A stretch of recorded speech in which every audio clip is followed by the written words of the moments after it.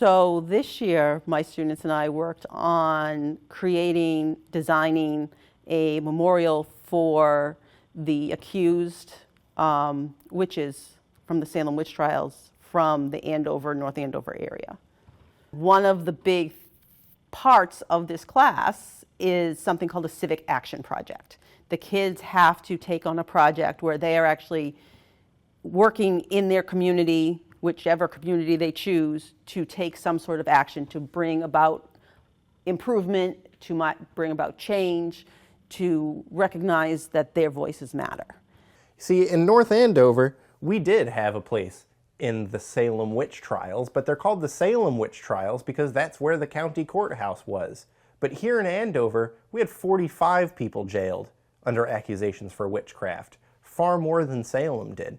And here on the corner of Bradford and Barker Street in North Andover, Massachusetts, we have an enduring urban legend. The local high school students have been telling a legend about Albino Road for decades now, and here's how it goes.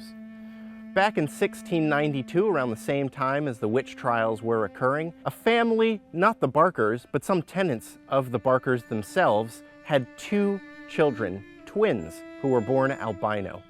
Some of the locals from Andover saw the 2 teen boys and were suspicious that the family was dabbling in witchcraft because they had these 2 albino twins.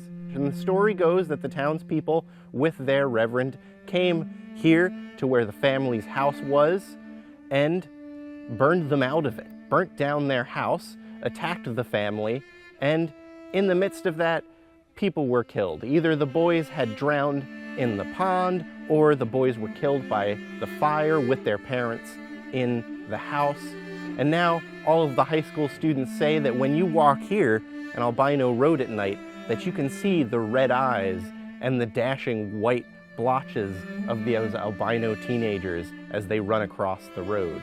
What's real and what's not? Obviously, this is an urban legend. There are no recorded tenants on that Barker land, and through birth records, we can see that there was no one registered as albino twins born around that time. But what is real is the way that the townspeople have previously treated difference among us. Not just difference, but suspicion of difference. Here in town, we're ready to memorialize those who were wrongfully accused of witchcraft.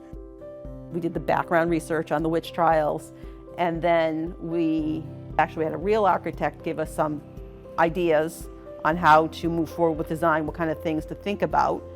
And I actually taped off a 10 by 10 area in the back of the class, and they worked on designing their monuments. And we did some research on what monuments, like in Salem and Danvers, but even like Byfield and Amesbury and that kind of thing, what did their monuments look like? What did they say? Who did they include? And then the kids designed their own. And they were very, very thoughtful about it. And so the top designs were then sent off to a very helpful and generous company, a monument company, who started to work with us to spec out the designs and kind of talk to us about cost and that sort of thing. And kids I took them on a video field trip of the different locations we were thinking about. And they had to come up with their own proposals. And then we brought it to the Historical Society, who was very excited and supportive of the kids' work. And we are working on doing the approvals for location, fundraising. The kids started the fundraising. They did, Stachy's was wonderful and allowed us to do one of their fundraisers this year before the kids left. And they did a tremendous job getting word out and getting people to support that. But obviously, a monument's kind of expensive. And the group, the design that they chose was the most expensive one. So they're interacting and learning how government worked at the state level, which was really important. And that became sort of the driving force behind it for me. Obviously, we talked about lessons in terms of, well, what do we learn from this? We talked about justice. We talked about bullying, obviously an 8th grade topic. And how do you stand up for those who don't have a voice? In recounting this urban legend and trying to make things clear that yes, indeed, it is an urban legend, that no record of albino twins being born in the area exists, that we can take a look and say, well, what makes this scary? And what is intended to be scary isn't just that they were ghosts, that you might encounter them today, but they're particular ghosts. They're albino. They are teenagers who were already pushed outside of the fringes. Their parents already kept them away from the town. And so my goal was to try to make it relevant to their world. Where else are we seeing people being somewhat persecuted or treated differently based on what these kids learn as their identity? They start to understand that it's a theme of an issue as opposed to just a then and now. So there is that sense, and a lot of the kids were able to understand the idea of justice, doing something for people who can't stand up for themselves. This was wrong at the time. We can fix that. So, and we can recognize that. You can't ignore history.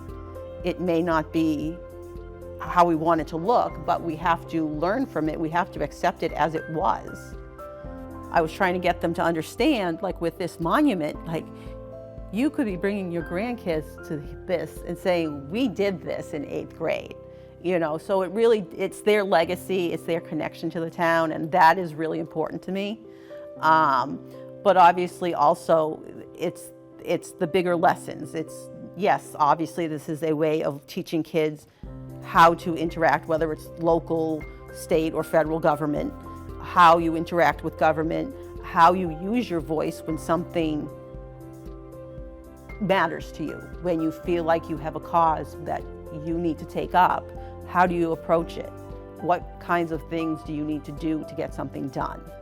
And I think all of that combined, it's beyond what the kids realize they're taking in.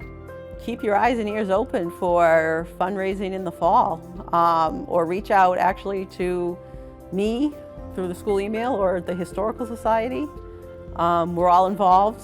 We're partnering for this, so you know, that's the best way to do things at this point. And I have to say, I mean, the town overall up to this point has been so supportive and excited about this. And so I can't appreciate the support enough.